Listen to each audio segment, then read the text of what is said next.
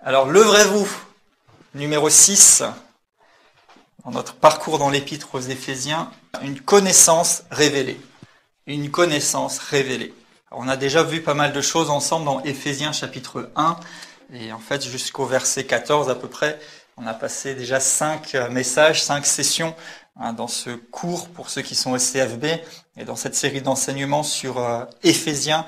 Et c'est vraiment chouette de se rendre compte qu'en quelques versets, il y a toute cette richesse et cette diversité de la grâce et de la bonté de Dieu.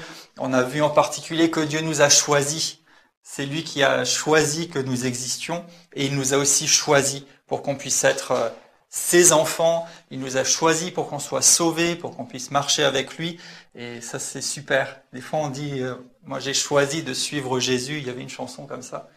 Dans mon cœur, j'ai choisi de suivre Jésus-Christ. Et c'est vrai, dans mon cœur, j'ai choisi un jour de le suivre, mais en fait, j'ai pu le choisir parce que lui, il m'a choisi. Et il nous a choisis et il nous a attirés à lui. Et notre part à nous, c'est effectivement de répondre à ce choix de Dieu, et nous aussi de le choisir, ou plus précisément de nous laisser choisir par Dieu. Et déjà, ça, c'est une super nouvelle, de se sentir voulu, désiré, apprécié, et non seulement de quelqu'un d'important, mais de celui qui est le plus important, le créateur des cieux et de la terre, le Dieu tout-puissant, qui peut tout avoir, à qui tout appartient déjà, mais il t'a voulu toi en particulier. Quelle grâce, quelle merveille. Et puis on a vu aussi qu'il nous a rachetés. Et dans racheter, on avait vu 2 aspects du salut, la rédemption et la rémission. La rédemption, c'est qu'il a payé, il a de nouveau, il nous a rachetés parce qu'on lui appartenait déjà. Il a payé pour qu'on soit de nouveau avec lui. Et la rémission, c'est cette idée qu'il ne se rappelle plus de notre péché, de nos erreurs. C'est comme si on remettait le compteur à 0. J'aime toujours faire cette comparaison parce que c'est plus facile de s'en rappeler.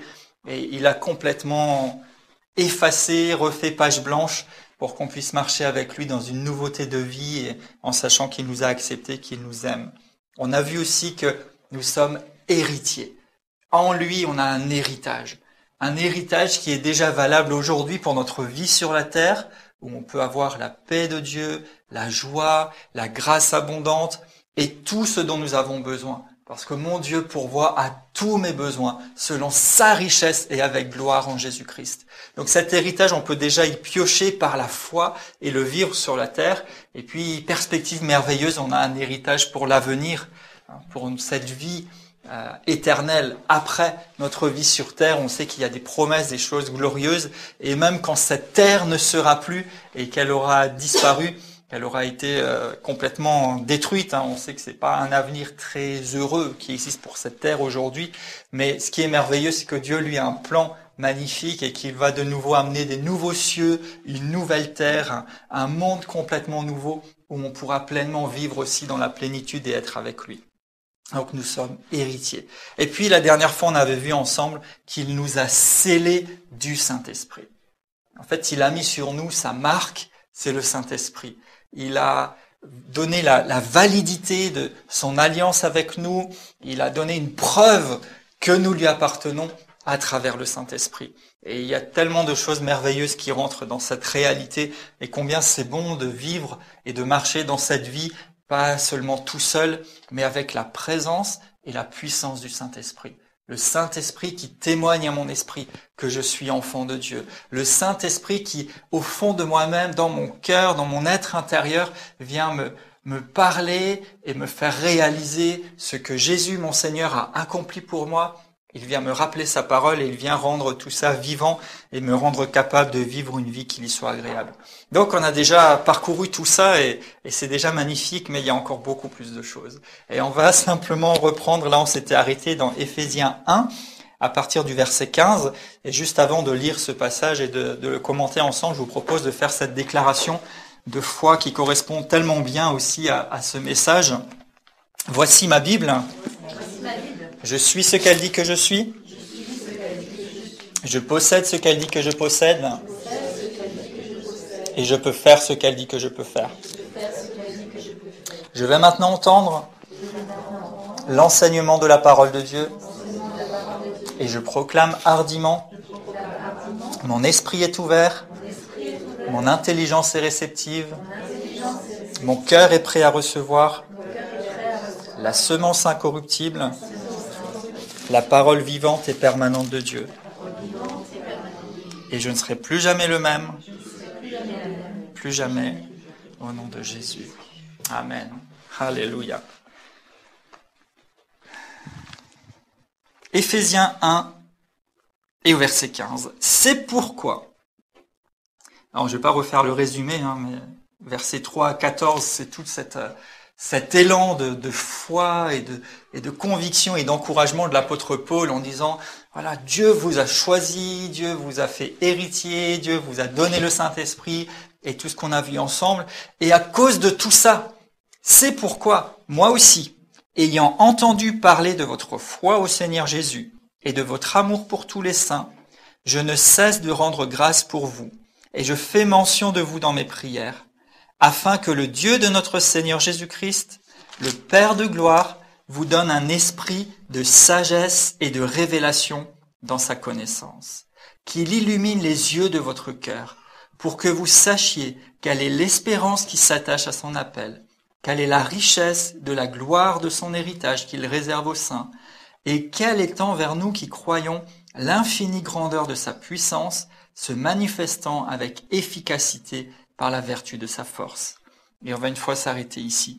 Et en fait, ici, Paul, fait une prière pour les Éphésiens. Et en fait, dans la prière, on retrouve en arrière-plan un petit peu le condensé encore de tout ce qu'il vient de dire.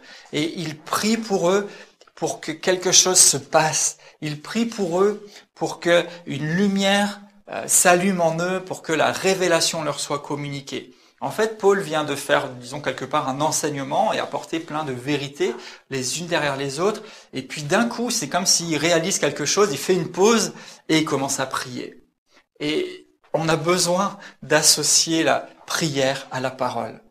Quand nous apportons la parole de Dieu, ou même quand vous partagez à quelqu'un, et même quand vous méditez la parole de Dieu pour vous-même, c'est nécessaire d'arroser, d'accompagner cette parole par la prière, pour que cette parole ne reste pas seulement une connaissance ou une intelligence cérébrale ou mentale, mais qu'elle puisse vraiment devenir une révélation, qu'elle puisse faire partie de nous. Et on avait vu précédemment aussi que Dieu nous a donné toute espèce de sagesse et d'intelligence, toute espèce de connaissance de tout ce qui peut exister, la science et tout ce qui va avec, et aussi la capacité de mettre en œuvre ce que nous connaissons. Et c'est à travers la prière justement que tout ce que nous pouvons apprendre et connaître devient concret et surtout va pouvoir vraiment se mettre en œuvre et agir dans notre vie. Et en fait, je l'avais dit dans la toute première introduction, mais dans Acte 6, on voit exactement la même situation qui se produit quelque part parce que les apôtres sont obligés à un moment donné de choisir des gens parmi les disciples pour s'occuper de servir aux tables, d'aider les gens qui venaient pour écouter la parole et de s'occuper de toutes ces choses pratiques pour que eux puissent revenir au ministère de la parole et de la prière. Il est dit dans ce passage. Donc c'est vraiment nécessaire d'apporter aussi cette prière, de porter les personnes à qui nous communiquons la parole de Dieu ou qui sont autour de nous et à qui on puisse témoigner dans la prière. Et il y a la prière qui existe bien sûr pour les besoins des gens, on peut prier pour des situations, on peut prier pour la provision de Dieu et c'est excellent et on libère comme ça la puissance de Dieu parce que c'est à travers notre prière qu'on vient matérialiser ce que Dieu a déjà accompli pour nous et qu'on lui permet d'intervenir dans notre vie. Mais ici, il y a quelque chose de remarquable, c'est qu'il y a cette autre sorte quelque part de prière qui doit simplement accompagner la parole de Dieu. Et ici, Paul ne prie pas spécialement pour que les Éphésiens soient pourvus dans leurs besoins, ou bien qu'ils aient toutes sortes de choses qui pourraient être nécessaires, mais en fait, il prie particulièrement dans une direction, il prie pour qu'ils soient éclairés, il prie pour qu'ils aient la révélation, il prie pour que les yeux de leur cœur s'ouvrent. Et d'ailleurs, j'ai apprécié, c'était juste un tout petit clin d'œil quelque part du Saint-Esprit, mais j'essaye toujours d'être très sensible à ça. Et au tout début de cette réunion aujourd'hui, dans les premiers mots qui étaient prononcés, il y avait cette prière. Et merci Seigneur d'illuminer les yeux de nos cœurs, ou à peu près comme ça. Et je dis waouh, c'est chouette, merci, c'est bon, on y va.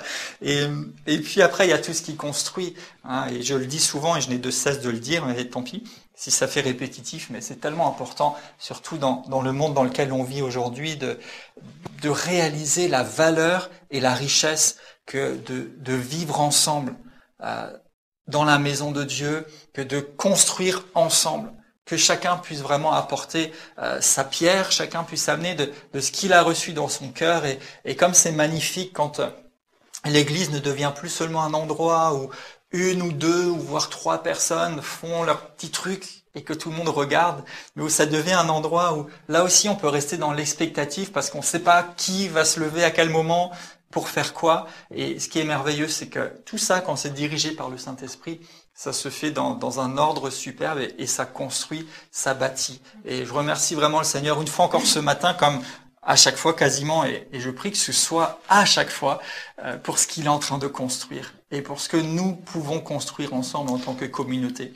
Et je veux vraiment encourager chacun qui peut-être écoute ces enseignements aussi ou qui est dans les CFB, construisez l'Église ensemble. Nous sommes tous des pierres vivantes. C'est pas un ou deux, ou même ceux peut-être qui sont dans le ministère ou qui se préparent au ministère avec cette formation. C'est pas vous le plus important. C'est que ceux qui sont avec vous, autour de vous, puissent se développer et que tous ensemble, nous puissions bâtir l'Église et que nous puissions être ensemble l'Église, l'expression du corps de Christ et vivre au bénéfice de ce qu'il veut pour nous. Et en fait, c'est aussi pour ça que Paul s'arrête dans son super enseignement, dans son bel exposé, et il prie parce qu'il dit, attends, moi je peux dire beaucoup de choses et je peux amener de cette révélation magnifique que j'ai reçue, mais plus que ça, je veux que les gens reçoivent, entendent, comprennent, réalisent qu'est-ce que Dieu a accompli pour eux. Et en fait, la chose la plus importante dans votre vie, et dans ma vie aussi, dans notre vie, en fait, c'est de réaliser qui nous sommes, quelle est notre place et de pouvoir nous positionner. Plus que beaucoup de choses qu'on pourrait nous demander en fait. Et très souvent, on voudrait que les gens fassent des choses, mais avant de demander à quelqu'un de faire quelque chose, aidez-le à être ce qu'il doit être. Montrez-lui qui il est vraiment. Et en fait, dans l'Église, et finalement cette série sur Éphésiens, elle a pour objectif de nous aider à réaliser ou à rafraîchir en nous ces vérités sur qui nous sommes vraiment. En fait, avant de vous demander de faire quelque chose, j'ai envie de vous montrer qui vous êtes. Qui vous êtes à cause de l'œuvre de Christ. Et quelquefois, ça doit nous demander de la patience, mais ça pourrait tellement simplifier des situations dans nos vies et peut-être même dans l'Église et dans la communauté si on permettait aux gens d'être comme ils sont, peut-être en tolérant un petit peu plus longtemps des choses qui peuvent nous énerver, mais avant de leur demander de changer, montrons-leur qui ils sont. Et ils pourront vraiment changer. Et il y a même des changements qui vont s'opérer avant même que vous ne demandiez à quelqu'un d'arrêter de le faire. Parfois, les gens disent oui, mais je ne sais pas vraiment si je peux m'inscrire parce que j'ai encore tellement de problèmes personnels et peut-être que voilà, c'est pas bien. Ou les gens parfois demandent des conditions pour pouvoir venir et comme si pour suivre la formation biblique, il fallait déjà avoir réglé tous ces soucis et être au top dans tous les domaines. Et souvent notre réponse aux gens et qui les surprend et les étonne, on leur dit mais justement, c'est à force d'être exposé à la parole de Dieu qu'il y a plein de ces choses qui vont se régler et que vous allez devenir capable de les régler. Donc n'attendez pas d'avoir essayé de tout régler pour enfin vous dire je peux suivre la parole de Dieu. Ou d'autres, c'est pire encore, ils disent mais je peux pas encore venir à l'église parce que j'ai trop de problèmes et je suis pas encore assez bien, ou je suis pas ceci, je suis pas cela. Ben justement, justement. Parce qu'en venant, tu vas réaliser qui tu es vraiment. Et il y a une chose importante, c'est de faire la part entre la position ou le statut et la pratique. C'est pas parce que vous pratiquez certaines choses que vous êtes ces choses-là. En fait, nous avons besoin d'apprendre notre position, notre statut en Christ. Même si pour l'instant, nous n'agissons pas toujours conformément à ce statut. Mais en même temps, comment demander à quelqu'un de faire des choses qui sont en rapport avec sa nature divine ou céleste ou spirituelle, alors qu'il ne connaît pas encore cette nature. En fait, il va se dire c'est inaccessible, parce qu'il ne sait pas qui peut le faire. Et dans une équipe de sport, par exemple, avant de donner des techniques de comment marquer un but ou de comment faire des bonnes passes, il faut déjà que chacun ait compris c'est quoi ma place, c'est quoi ma position dans l'équipe, c'est quoi mon statut. Hein, je suis pas un grand spécialiste des sports d'équipe, mais par exemple en foot ou d'autres sports comme celui-là, il y a un gardien, il y a des attaquants, il y a des défenseurs, et tout ça, ils ont d'abord besoin de savoir quelle est leur place, quel est leur statut, et comment ça doit fonctionner dans ce poste-là, avant même de taper dans un ballon. Et avant de demander aux gens de marquer des buts ou de bien défendre leur camp, expliquez-leur bien leur statut et leur place. Et c'est important pour nous, en tant que chrétiens aussi, de comprendre notre place, notre statut, notre position. Et à partir de là, on va pouvoir marquer des buts. Et on va pouvoir aussi défendre notre territoire parce qu'on sait qui on est. Et on sait quelle est notre place. Même dans une entreprise, un manager, pour qu'il puisse être efficace, il faut qu'il soit conscient et à l'aise avec son statut. S'il est pas trop à l'aise pour donner des instructions ou pour diriger une équipe parce qu'il est pas trop sûr de sa place, ça va pas marcher. Et du coup, beaucoup se font marcher dessus. Donc ça, c'est en management, maintenant même dans une vie de famille. Un père, une mère ont besoin d'être conscients de leur position et de leur statut, parfois plus évident que d'autres, mais pour pouvoir prendre les bonnes décisions, pour diriger leur famille. Et vous avez besoin d'abord de comprendre votre place, comprendre votre position. Et l'une des choses ici que Paul a voulu faire, c'est vraiment prier et chercher que les gens comprennent leur place et leur position. Et plus tard dans l'épître, il va donner des choses très pratiques que les Éphésiens devraient faire ou ne devraient pas faire. Et que nous, en tant qu'enfants de Dieu, régénérés, nés de nouveau, devrions faire ou pas. Mais il ne commence pas son livre, ou du moins sa lettre, en disant « Vous devez pas mentir, vous devez pas vivre comme les païens, vous devez pas faire ça, vous devez faire ci ». Il commence d'abord par leur montrer qu'est-ce que Christ a fait pour eux, qui ils sont en Christ. Et par prier pour qu'ils comprennent. Donc la position ou le statut doivent être dissociés de la pratique. Et ça veut dire différentes choses qu'on a commencé à toucher, mais par exemple, ce n'est pas parce qu'aujourd'hui vous vous comportez d'une certaine façon que vous n'êtes pas ce que Dieu dit que vous êtes. Parfois, on n'arrive pas tout de suite à faire la bonne chose et on se dit, non, finalement, je suis un raté, ou je suis bon à rien, ou j'y arrive pas. Mais non, c'est pas ça. Vous êtes choisi, chéri de Dieu et capable de réussir et d'accomplir tout ce que vous devez accomplir. Sauf que souvent, vous ne le savez pas. Et ce qui fait que beaucoup de croyants vivent dans la déception, dans l'échec, dans la défaite quasi constante, c'est juste qu'ils ne savent pas qu'ils sont victorieux. Et même si vous leur dites, mais sois positif, sois dans la foi, ok, vous pouvez leur dire toutes ces choses-là, vous pouvez leur dire de lire la parole, de confesser la parole et tout ça, mais vous savez quoi, et ça va être choquant, et j'espère que je vais pouvoir éviter les lancers de tomates, mais ça ne sert strictement à rien de confesser la parole de Dieu si vous ne savez pas qui vous êtes en Christ. Strictement à rien. Moi, je peux vous filer un truc, vous faire répéter, confesser, tout ça, vous n'arriverez à rien. Et c'est ce qui explique que beaucoup de gens, et j'en ai vu plusieurs, et des gens témoignent de ça, sont désabusés, disent « Ouais, mais ce truc-là, ça ne marche pas. » Effectivement, si c'est juste un truc comme un autre, ça ne marchera pas. Vous pouvez confesser la parole de Dieu et voir les fruits se réaliser et se matérialiser sous vos yeux à condition que vous confessiez à partir de votre position de victoire en Christ assis dans les lieux célestes. Sinon, franchement, il vaut mieux vous taire, parce que vous vous ferez plus de mal que de bien, parce que vous allez dire des choses qui vont ne rien produire. Alors, je pousse un tout petit peu à l'extrême, ça peut jamais faire de mal de confesser la parole de Dieu. Mais si nous voulons des résultats, nous avons besoin de confesser à partir de notre position. Donc la première chose, ou du moins les premières choses que nous devrions amener dans la vie de quelqu'un, et il y a parfois des cours pour les nouveaux convertis et tout qui peuvent être très bien faits. La première chose, amener les gens à la nouvelle naissance. Parce que si tu n'es pas né de nouveau, de toute façon, c'est impossible de vivre à un autre niveau que celui du terrestre et du charnel et du limité. Mais une fois que la personne est née de nouveau, apprenez-lui, j'allais dire rapidement, en tout cas, amenez-la rapidement dans la direction de comprendre qui elle est et qu'est-ce que Christ a fait pour elle.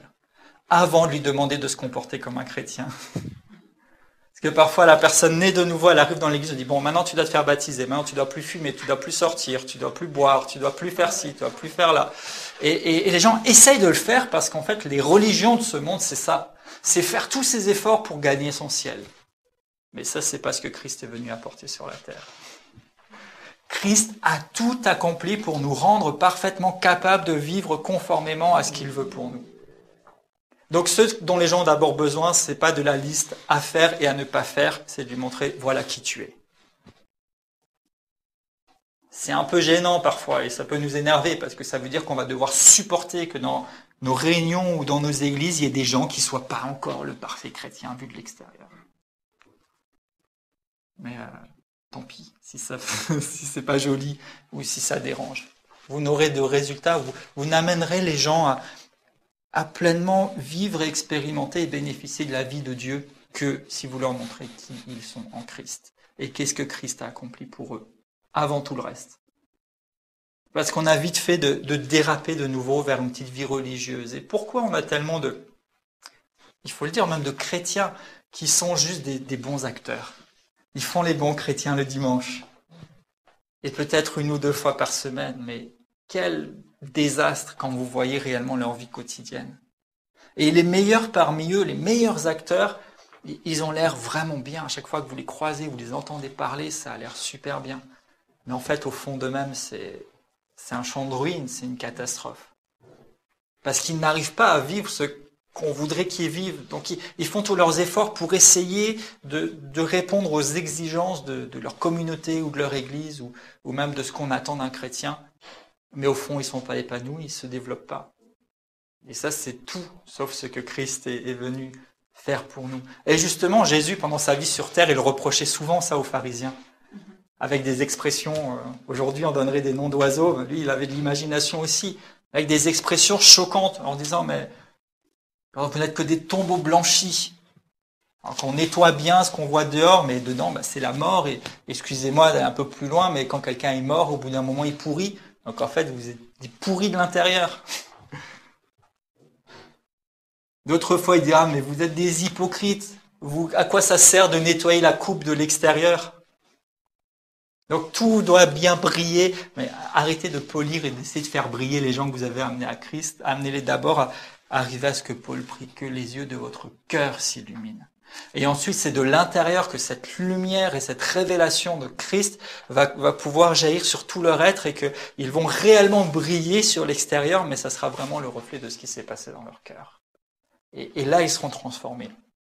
Et c'est tellement merveilleux tout ce que l'Écriture dit. On a vu au début d'Éphésiens, il est dit, il vous a béni de toute bénédiction dans les lieux célestes en Christ. Vous êtes déjà bénis de toute bénédiction. Et pourtant, tant de gens, lorsqu'ils sont venus au salut, et quelquefois c'est une situation extrême ou difficile qui nous amène à nous tourner vers Dieu, mais ils prient, ils supplient, ils s'imposent des disciplines, et ils vont parfois dans des extrêmes en espérant arracher une bénédiction. Mais comment est-ce qu'on peut laisser les gens dans cette situation, j'allais dire pitoyable, d'essayer d'arracher une bénédiction? Montrez-leur qu'ils sont bénis. Parce que la parole dit, vous êtes bénis, vous avez été bénis. Et il y a tant d'autres passages. Romains 8 nous dit que ceux qu'il a prédestinés, il les a appelés, il les a justifiés, il les a glorifiés. C'est déjà fait, vous êtes justifiés, vous êtes glorifiés par Christ. Colossiens 2 nous dit, vous êtes parfaits en lui, vous êtes déjà parfaits. Donc au lieu d'essayer de dire aux gens, devenez parfaits ou soyez parfaits, dites-leur, tu es parfait. Alors, ça c'est révolutionnaire ça. Hein. Mais bien sûr, il faut réaliser qu'il y a cette différence dont je parlais tout à l'heure entre le statut et la position et notre pratique. En fait, il faut montrer aux gens, tu es parfait, mais maintenant le deal, le défi, ça va être de te comporter et de pratiquer cette perfection que tu as reçue en Christ. Ça va être d'amener ta pensée, ta mentalité et tes actions à être en phase avec ce que tu es déjà en Christ. Mais ce qui est merveilleux, c'est qu'on part en fait d'un point de départ où la chose existe, où elle est là. C'est pas qu'on va essayer d'aller arracher quelque chose, c'est qu'on part du fait qu'on a ce qu'il faut, mais c'est d'apprendre à l'utiliser. C'est plus facile de demander à quelqu'un de se développer et peut-être d'être talentueux dans un certain domaine informatique, par exemple, mais il a un ordinateur, il a un logiciel qui va bien. Il faut juste qu'il apprenne à l'utiliser. Plutôt que de dire à quelqu'un, fais-moi un super graphisme ou un super site web, par exemple, pour être dans une nouvelle technologie, mais alors qu'il ne sait même pas quelles ressources il a ou il pourrait avoir. Est-ce que vous suivez un petit peu la différence? Donc, au lieu de partir de rien, en fait, ou donner aux gens l'impression qu'ils partent de rien. Parfois, au début de sa vie spirituelle, et ça a été mon cas il y a maintenant pas mal d'années, merci Seigneur, j'ai eu cette grâce de le connaître assez jeune, mais au début, j'étais souvent désemparé parce que j'avais l'impression de partir de rien et de devoir essayer d'aller arracher quelque chose. Je savais pas que j'avais été justifié. Ce qui fait qu'à chaque fois que je faisais un truc de travers, je me mettais dans des états pas possibles et je suppliais et j'essayais d'arracher le pardon de Dieu et j'essayais d'arracher quelque part la capacité ou l'inspiration pour essayer de devenir meilleur parce que je ne savais pas encore que j'avais été justifié, que j'étais juste à ses yeux. Et quand j'ai compris que j'étais juste, il m'arrivait encore de faire des trucs de travers. Et il faut le dire, il m'arrive encore aujourd'hui de faire des trucs de travers. Mais ça ne me déboussole plus et ça ne me détruit plus comme ça le faisait avant, parce que je sais que je suis juste. Et que quand j'ai fait un truc de travers, c'est que je n'ai pas pratiqué la justice que j'ai reçue en Christ. J'ai loupé le coche, j'ai fait de travers, il peut y avoir plein de raisons, mais à ce moment-là, je peux revenir simplement devant Dieu, lui demander pardon et retrouver, parce que je l'ai gardé, la place de juste en lui. C'est pas parce que j'ai fait une bêtise aujourd'hui que je suis redevenu un pécheur. Je suis juste. Et ce que ça m'amène, c'est pas à être léger au sujet des choses, comme on peut parfois en faire le reproche, ouais, mais toi tu prétends que tu es juste, quoi que tu fasses, que tout péché a déjà été pardonné, donc on peut vivre n'importe comment. Non, c'est pas un permis de pécher. Au contraire. Quand je sais que je suis juste, quoi qu'il arrive, quand je sais que tous mes péchés ont déjà été pardonnés, que même ce que je vais faire, je désire de tout mon cœur et je me positionne pour ne plus pécher. Et je crois que ce moment arrivera. Mais d'ici là, même si je pêche demain, je sais que c'est déjà pardonné parce que Christ l'a porté par avance. Mais c'est pas pour ça que je vais me permettre et que je vais m'amuser à chercher des occasions de pécher en me disant de toute façon je suis pardonné. Parce que justement, quand tu comprends ta position et ton statut, tu réalises aussi la valeur que ça a.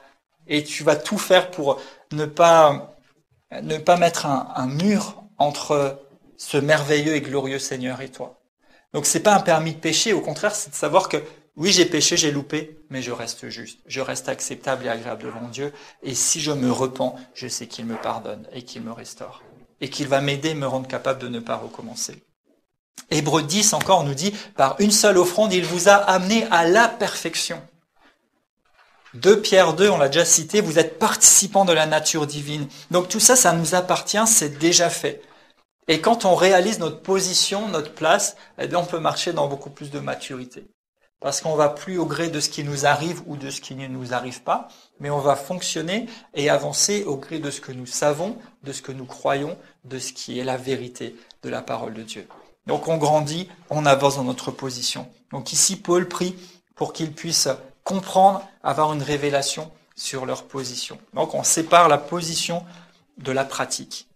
Et l'objectif, c'est progressivement de pratiquer de plus en plus ce qui est conforme à notre statut et à notre position.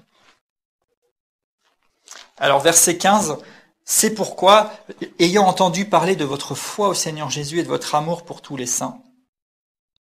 Donc, il y a une chose juste en passant qui est quand même remarquable, c'est que les Éphésiens faisaient preuve de foi et d'amour pour les autres croyants. Et que le témoignage est venu jusqu'à Paul, Paul qui la plupart du temps voyageait, qui allait d'une église à l'autre, qui par moments était en prison aussi, mais il a entendu le bon témoignage. Et la foi et l'amour, ce sont des signes aussi d'une vie chrétienne authentique et du fait d'avoir été transformé. Je ne cesse de rendre grâce pour vous et je fais mention de vous dans mes prières, afin que le Dieu de notre Seigneur Jésus-Christ, le Père de gloire, vous donne un esprit de sagesse et de révélation dans sa connaissance. Donc en fait, ce que Christ a fait pour nous et notre identité réelle, ça dépasse notre entendement humain et juste notre connaissance ou notre éducation. Et on a besoin d'une révélation. Même si vous suivez tous les cours du CFB à 100%, déjà vous aurez un super bagage, parce qu'il n'y a pas 2 écoles comme ça. Merci Seigneur pour cette grâce. On fait la petite minute de pub, mais c'est bon de voir et de reconnaître ce qu'on a reçu et les outils qu'on a. Mais c'est pas juste de les avoir tous suivis et puis notés et puis appris, parfois même par cœur, qui va faire une différence. C'est la révélation. qui va faire une différence. C'est que ça produise quelque chose en vous et que ça puisse vraiment vous amener de l'avant. Et au-delà de ce que nous disent nos 5 sens, notre éducation, ce qu'on a besoin, c'est une révélation. C'est que de Dieu vienne en nous cette conviction absolue de ce qui est vrai, de ce qui nous appartient et de ce que nous entendons. C'est pas juste que ça nous fasse 5 minutes du bien, comme on peut avoir des messages parfois de motivation qui sont donnés par qui que ce soit. Et moi-même, parfois, je donne des petites interventions de motivation, que ce soit dans mon activité de formateur ou que ce soit même des fois sur Internet ou autre, sans forcément prêcher. Ça fait du bien, ça encourage les gens, mais quelques minutes après ou quelques jours après, c'est parti. Par contre, la parole de Dieu doit pas seulement nous faire du bien et nous encourager ce matin, et ça tient 2-3 jours, mais ça doit être accompagné, ou on doit désirer et prier qu'il y ait une révélation pour que ça fasse partie de nous, que ça produise vraiment une différence dans notre esprit et que ça nous positionne pour vivre ce que nous avons entendu. Donc qu'il vous donne un esprit de sagesse et de révélation, il est dit là. Donc, certains ont dit que c'est le Saint-Esprit. Effectivement, le Saint-Esprit apporte révélation et connaissance. Mais en fait, ici, il n'est pas question du Saint-Esprit. Il est question que nous ayons un esprit de sagesse et d'intelligence. C'est-à-dire, en fait, que nous ayons une mentalité, une manière de voir les choses et une intelligence qui soit baignée ou qui soit complètement inondée de cette sagesse et de cette révélation. Un esprit de sagesse et de révélation dans sa connaissance. En fait, on devrait marcher dans constamment la conscience de qui il est et dans la révélation de sa parole.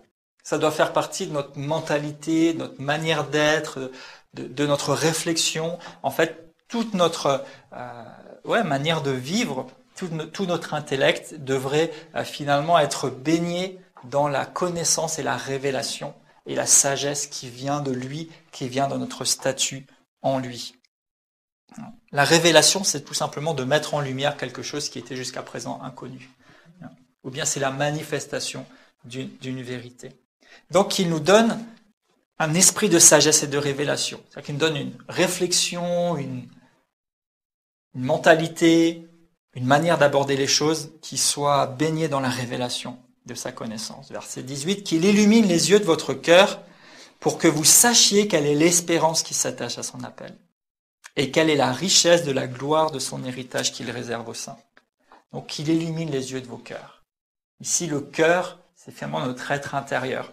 C'est au plus profond de nous-mêmes. En fait, c'est là, dans notre esprit, qu'il nous illumine, qu'il illumine les yeux de notre cœur. En fait, finalement, c'est que nous puissions commencer à voir les choses à partir de notre être intérieur. Nous puissions voir les choses à la lumière de la connaissance et de la révélation. On a des yeux physiques qui voient les réalités physiques, matérielles et tout ça. Mais il y a les yeux du cœur.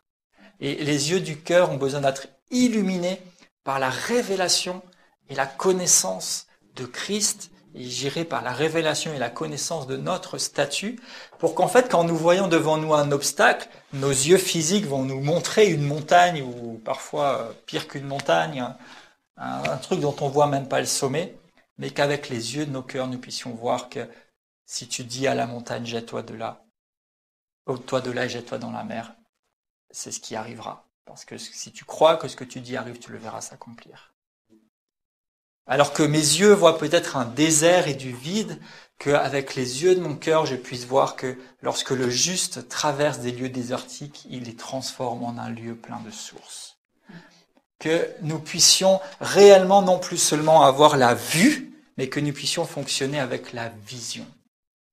La vue, c'est ce qui est sous mes yeux. La vision, c'est cette révélation qui m'éclaire et qui me permet de voir au-delà de ce que je vois. Paul parlait de regarder l'invisible. Avec mes yeux, je vois le visible.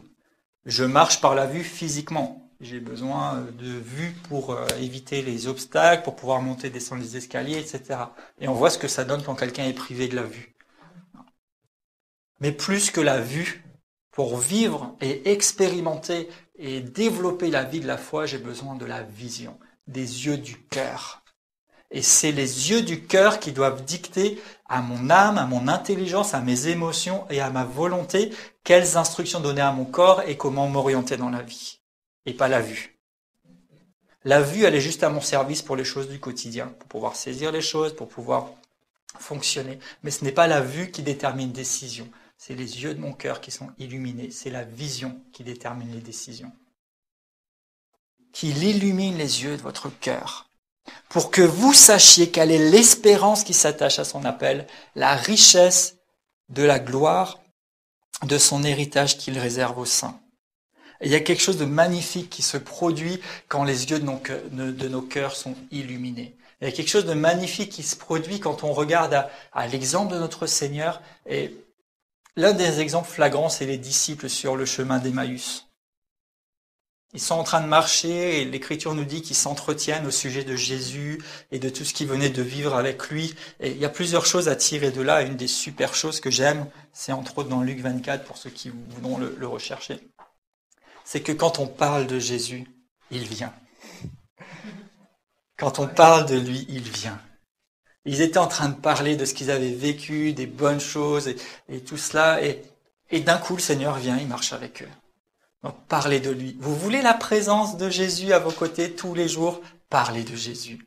Parlez de ce qu'il a fait pour vous. Dites ces choses magnifiques. Confessez ce que vous croyez. Je suis avec vous tous les jours jusqu'à la fin du monde. Quand vous parlez de lui, il vient. Ça, c'est une chose. Mais une chose remarquable, c'est qu'après qu'il leur ait parlé et qu'il n'ait pas tout de suite réalisé que c'était lui, mais ensuite ils vont se dire entre eux, mais est-ce que notre cœur ne brûlait-il pas en nous quand il nous parlait? Et en fait, il y a cette réalité merveilleuse qui fait que quand Jésus nous parle, ou quand la parole de Dieu vient à nous, et comme disait quelqu'un juste avant, que c'est pas juste une parole d'homme qu'on doit recevoir, mais que ce soit la parole de Dieu, quand il y a une parole de Dieu, ton cœur brûle au-dedans de toi. Tu entends quelque chose et tu sais que c'est Dieu qui te parle. Et en fait, c'est les yeux de ton cœur qui s'illuminent.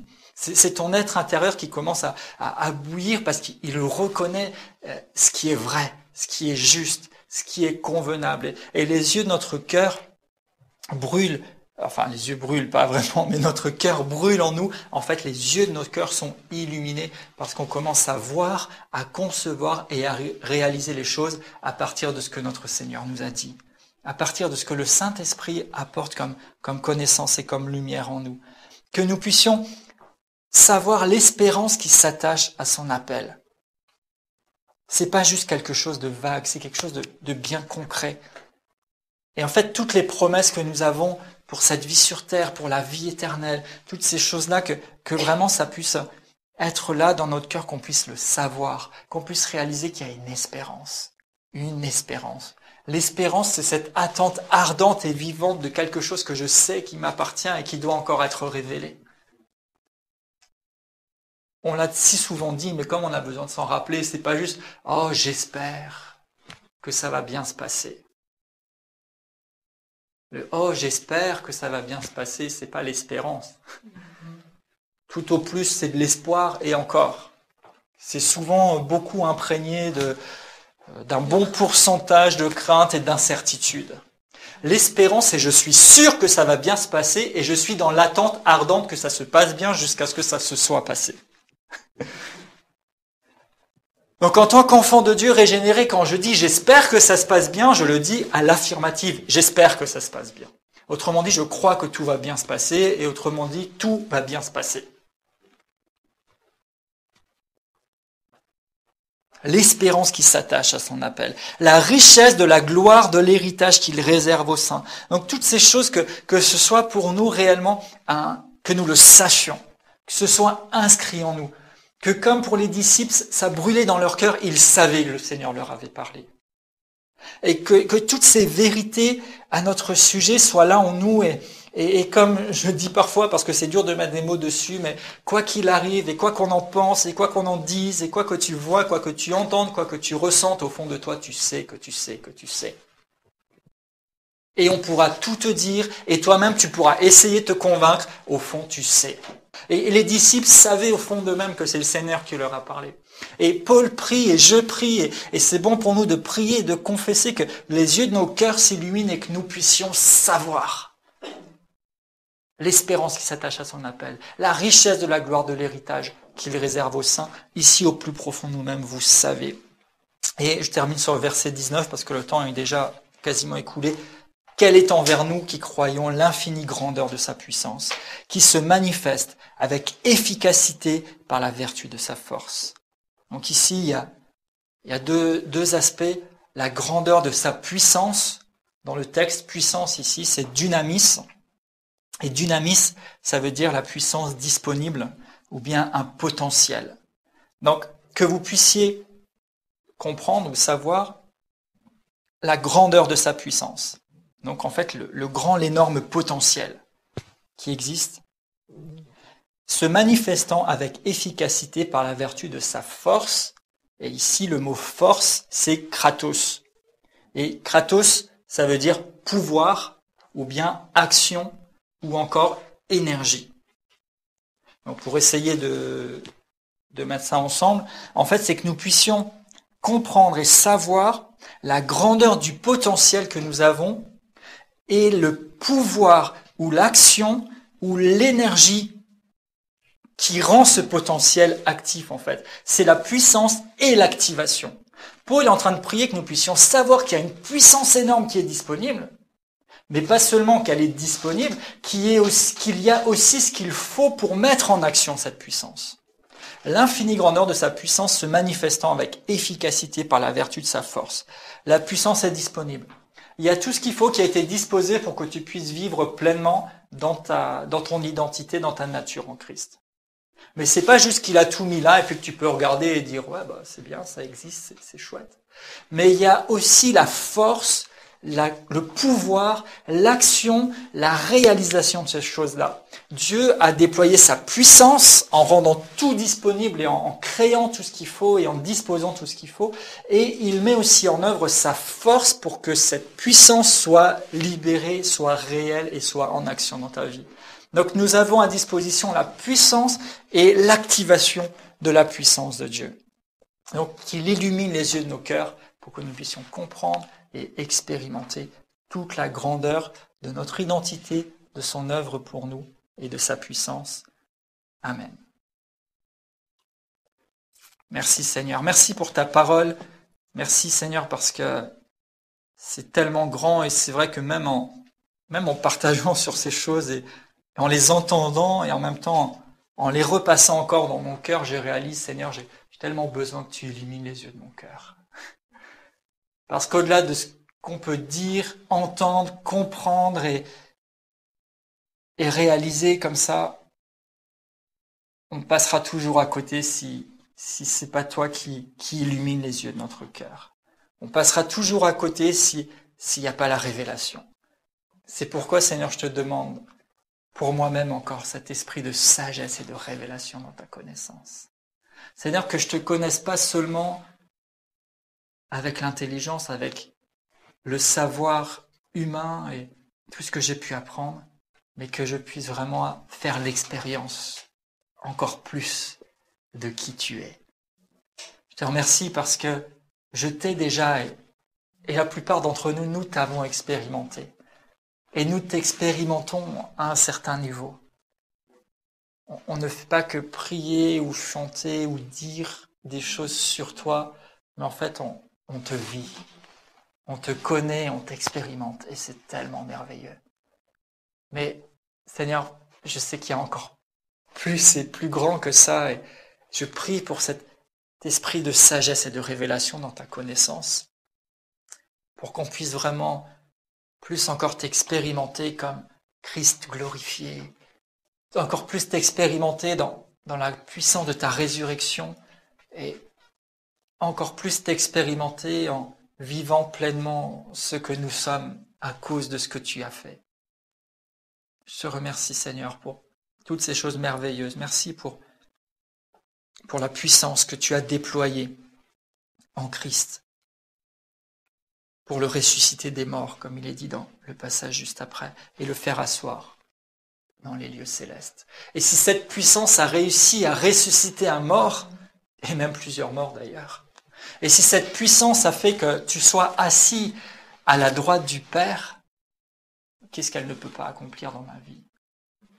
Cette puissance m'a déjà ressuscité alors que j'étais mort et marqué par ce monde, mais cette puissance est largement suffisante pour tous les défis qu'on peut rencontrer, pour nous faire marcher pleinement dans la réalisation de ta puissance, de ta connaissance et nous faire vivre vraiment au bénéfice de ces choses. Je te remercie Seigneur parce que c'est pas juste quelque chose qu'on regarde comme ça en disant « Waouh, Dieu est grand, il peut faire de grandes choses ». Mais Père, que chacune de nos vies ne soit pas une vie faite de potentiel, que nous ne soyons pas juste à dire « Dieu peut changer la vie des gens ».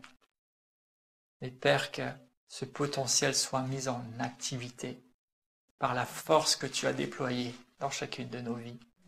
Et que notre vie ne soit pas Dieu peut, mais que notre vie soit Dieu a fait. Que notre vie ne soit pas Dieu veut, mais que notre vie soit voici ce qu'il a fait. Que notre vie ne soit pas seulement comme une attente de quelque chose qui paraît lointain ou juste possible, mais que notre vie soit une constante marche et évolution où nous voyons à chaque pas comment est activée la puissance que tu avais disposée. Et Père, je prie pour chacun de nous que nous marchions jour après jour dans la révélation et dans la manifestation de ta puissance. Père, que lorsque nous faisons un pas, c'est comme si en marchant, nous appuyons sur un déclencheur et que la puissance nécessaire à ce pas-là soit libérée. Et lorsque nous posons le pas d'après, de nouveau, il y a ce qui est nécessaire pour le pas d'après qui est libéré, qui se déclenche. Parce qu'il y a ton pouvoir qui se manifeste par la vertu de ta force. Et c'est à nous que tu as donné la capacité et l'autorité de vivre et de manifester sur la terre ce que tu as déjà accompli dans le ciel. Je te remercie Seigneur. Merci Père, merci parce que tu nous donnes un esprit de sagesse et de révélation dans ta connaissance et tu illumines les yeux de nos cœurs à ta gloire. Merci Seigneur.